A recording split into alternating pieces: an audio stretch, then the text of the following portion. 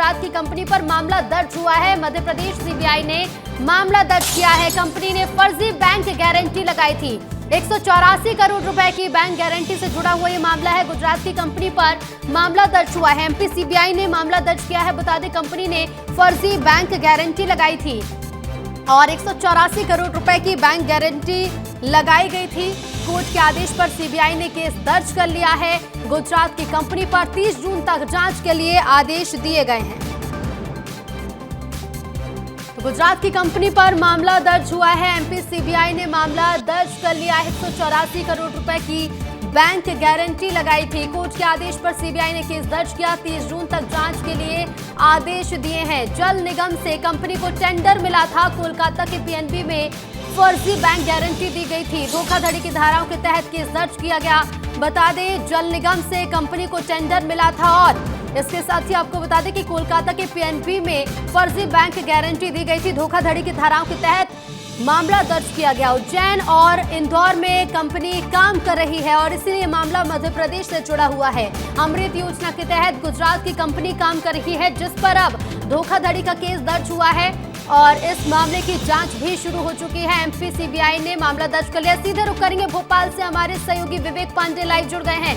विवेक, मध्य प्रदेश के उज्जैन में, मध्य प्रदेश के इंदौर में कंपनी काम कर रही थी। फर्जीवाड़े का मामला दर्ज हुआ है इस कंपनी पर। अभी तक जांच में क्या कुछ निकलकर सामने आया?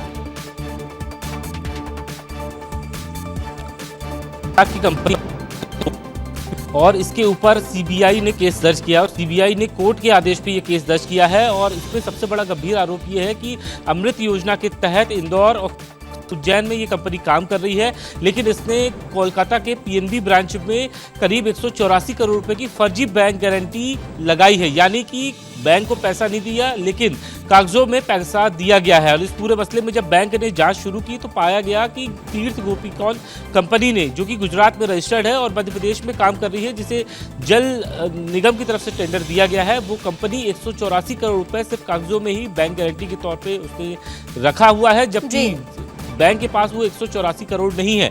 और यही वजह है कि हाई कोर्ट का रुख करते हुए हाई कोर्ट ने बैंक की दलीलों को ध्यान में रखते हुए सीबीआई को ये पूरा केस दर्ज करने के लिए कहा। सीबीआई ने बीते दिनों इस पूरे मसले पर केस दर्ज कर लिया है। कंपनी के प्रमोटर्स और डायरेक्टर्स को नोटिस भेज दिया गया है। और एक सबसे महत्वपूर्ण बात है कि ये कंपनी भोपाल के अलावा इंदौर और खासतौर पे उज्जैन में काम कर रही है। अमृत योजना 2 के तहत इसे जल निगम की तरफ से बड़ा टेंडर दिया गया है और ये कंपनी शुरुआत से ही विवादों में रही है।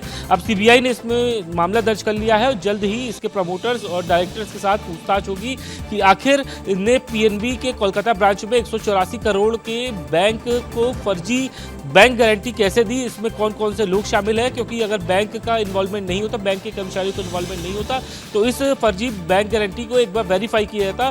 जबकि नियम यह है कि ड्राफ्ट के जरिए बैंक गारंटी जमा की जाती है, लेकिन इसमें चेक के जरिए बैंक गारंटी जमा की गई है और चेक कंपनी की तरफ से दिया गया है। और यही वजह है कि जब पिछले दिनों वेरीफाई किया गया पीएनबी की तरफ से, तब ये बात पता चली कि बैंक को कोई रकम नहीं दी गई है, सिर्फ कागजों में ही इसमें फर्जी बैंक गारंटी जमा की गई है। जरिए फर्जीवाड़ा किया गया और जांच अब शुरू हो चुकी है। विवेक, तो देखना होगा कि इस जांच में क्या कुछ तथ्य निकलकर सामने आते हैं और इसके साथ ही क्या कुछ नाम भी होंगे जो इसमें शामिल होंगे।